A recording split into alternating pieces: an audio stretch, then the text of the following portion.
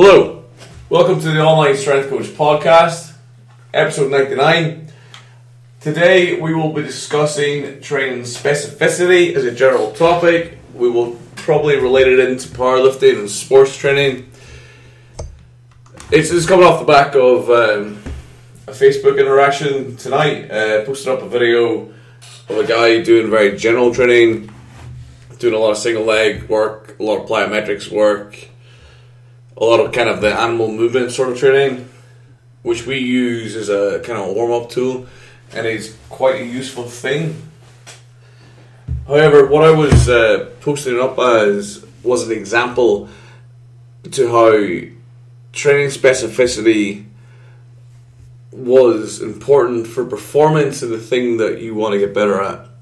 So in his video, he's doing a lot of different single leg activities. He's doing deficit pistols with no weight. He does a pistol with 44 kilo kettlebell.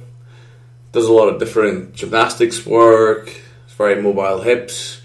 Looks very mobile through his training. He moves very well through like lizard crawls and various other activities. However, it shows him a video of him doing a 150 kilo squat through poor range with incorrect technique and what looks like massive muscular effort. Now, 150 kilos for a good lifter or a reasonable athlete is not a large external load, especially if you're not of an extraordinary dimension. If you're like reasonably short, reasonably stout, normal height, normal weight, normal dimensions, 150 kilo for a back squat is a very negligible weight, especially for a man. What this shows, and what I was trying to put across with flippant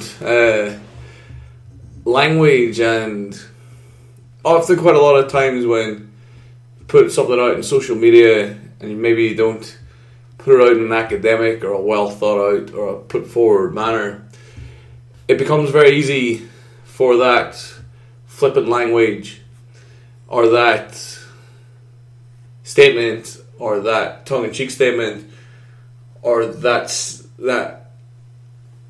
phrase or that typing to be misconstrued as something that it isn't. In the pursuing discussion in the comment section, which was, I thought, well-mannered, well put together, quite enjoyable from my point of view, it came across quite a lot that people were discussing his need to be good at powerlifting, when the initial comment or the initial discussion was not determined towards his ability as a powerlifter. It was more that his excellence at single leg activity, his outstanding ability at various single leg activities, his exceeding hip mobility, his obviously well developed movement literature as strength and conditioning coaches might want to term it, when put into a fundamental movement, which is a squat with an external load with a specific external object, which was a barbell with weights on it, he went from movement competency to being a movement moron. That's because his training obviously does not consist of a lot of barbell training. His movement training obviously consists of a lot of single leg work, a lot of gymnastic style training, a lot of the animal sort of style training, a lot more of the functional, as I like to term it, movement patterns. So as a result, when it comes to a specific and demanding activity, not surprising that he doesn't display competency, he doesn't display proficiency at that specific task. Now, what that argument from my end was aimed at was specifically towards powerlifting. Now, a lot of what we engage with in powerlifting, or what we try to engage with in powerlifting, is gauged towards non-specific training, box squats, cambered bar squats, chain squats,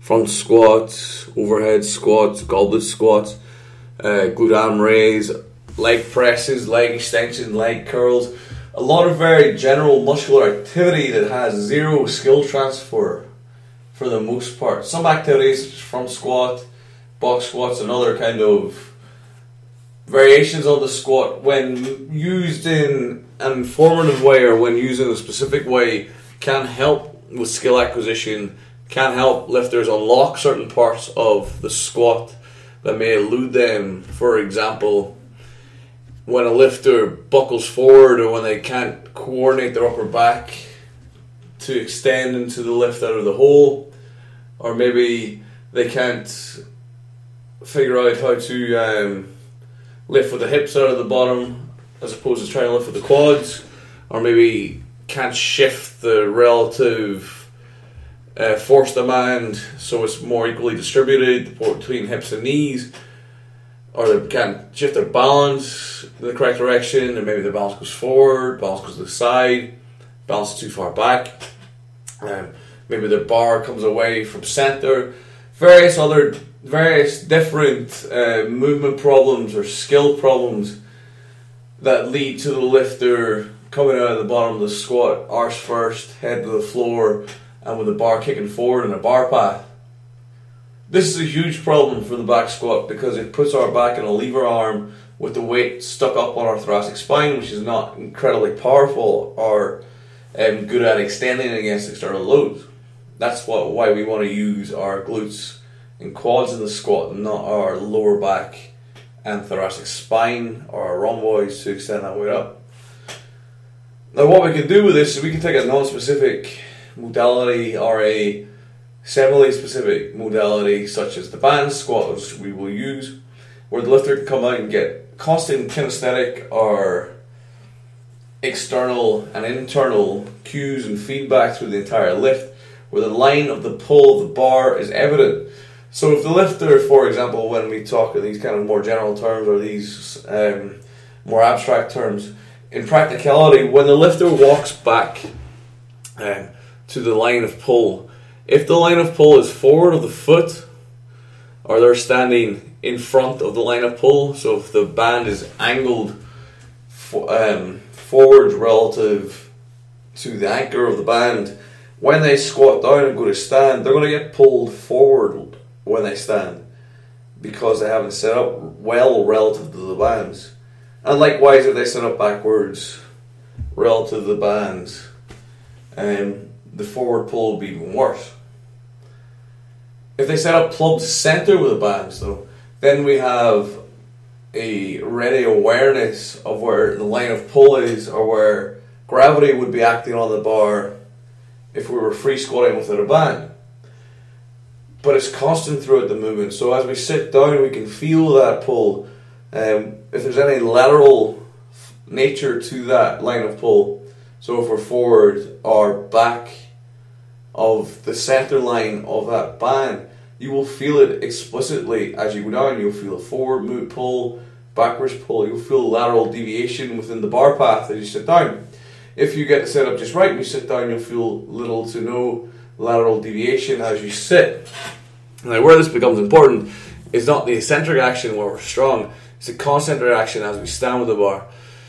As we stand with the bar, if we get the line of pull correct, then when our own technical incompetencies, such as we cave our thoracic spine, our weight shifts forward from the heel to the toe, our knees buckle and causing our hips to shoot, or we try to utilize too much hip out of the bottom and not enough quad, or we don't synchronize it correctly, basically what leads to trunk buckling, then all of a sudden we're forward of the line of pull.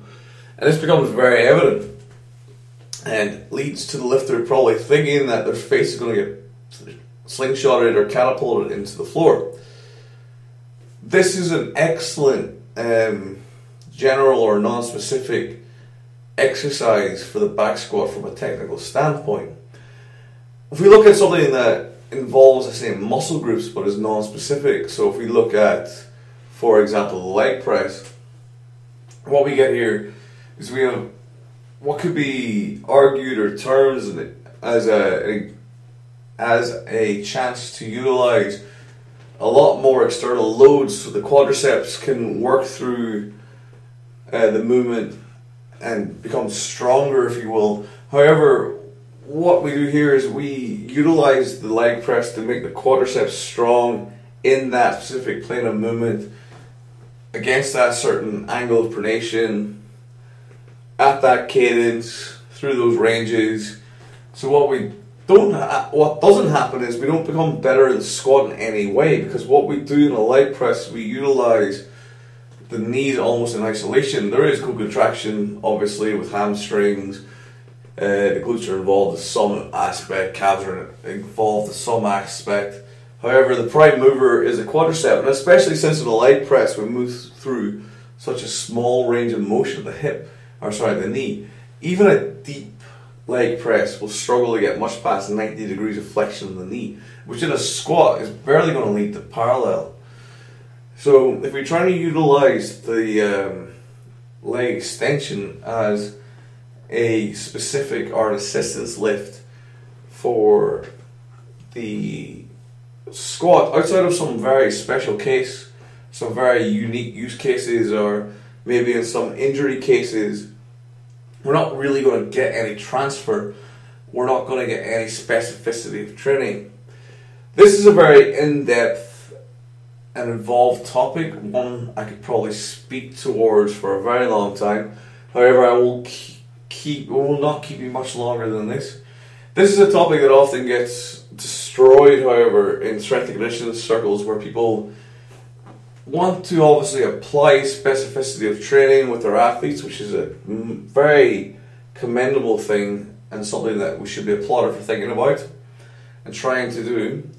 If we take, for example, a sport or a training modality that's well used or is used by a lot of people within sport, if we look at the rugby scrum, so here within a rugby training environment, it may be thought that the strength coach is doing a fantastic job with the guys' general prep or their strength work. If we can get them stronger squats, deadlifts, front squat, whatever the general prep exercise is, if we can get them better at that exercise, a lot of new strength coaches or a lot of naive strength coaches might infer that that's made them better at scrum. However, this is not the case. This is far from the case. This is where the unit coach comes in, the force coach or the specific coach comes in. What they're going to do is they're going to apply technique to that situation. They're going to get the forward pack to work as a unit. They're going to coach the anchors, the props to work correctly, so the tight head will perform his role correctly, the hooker will perform their role correctly, the loose head will perform their role correctly, they will crouch, they will engage, they will get into an advantageous position, and they will work with the other 5 forwards in that pack to produce a unit that works together. In that specific environment, there's a lot of specific strength going on. So there is resistance of downward pressure, upward pressure, lateral pressure. There's upper body strength, lower body strength, core strength, trunk strength, isometric strength, dynamic strength, static strength, overcoming static strength. There is an incredibly complex array of muscle contraction, motor unit recruitment, and force production going on, which we really can't simulate in the gym to any extent. We can do different things, we can do different core activities, we can do sled work, we can do a whole manner of different things.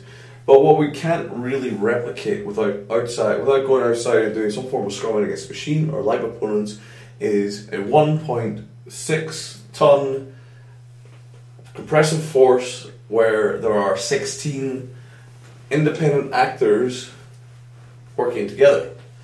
Without unison, without drilling, without the specific prep that makes a good forward pack click and work, without the minute specific preparation about how they prepare going into the week versus a specific pack, how we prepare for Ulster versus for how we perform for Leicester, are 2 different conundrums and 2 different problems that we will apply different preparation tactics for, and we will do different unit reviews, and we'll apply a level of detail that I think a lot of people don't really think about when they talk about strength training for rugby.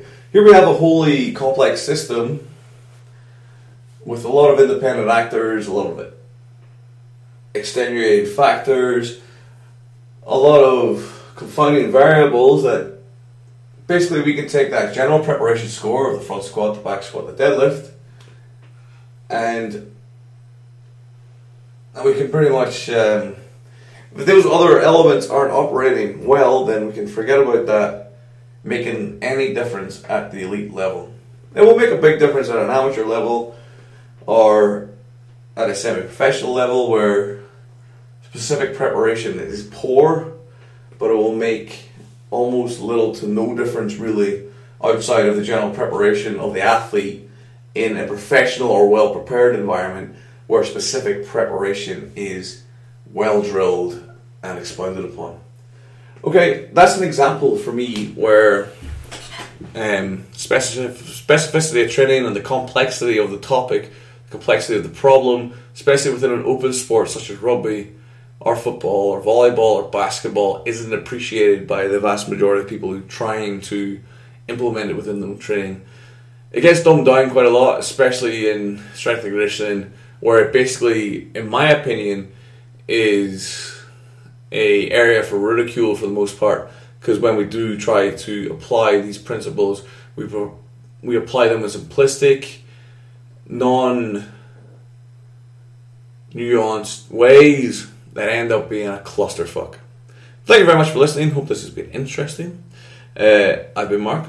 If you're based in Edinburgh and want to train with a barbell and want to get stronger, check out edinburghbarbell.com. We just started on Monday with a great response, great first session.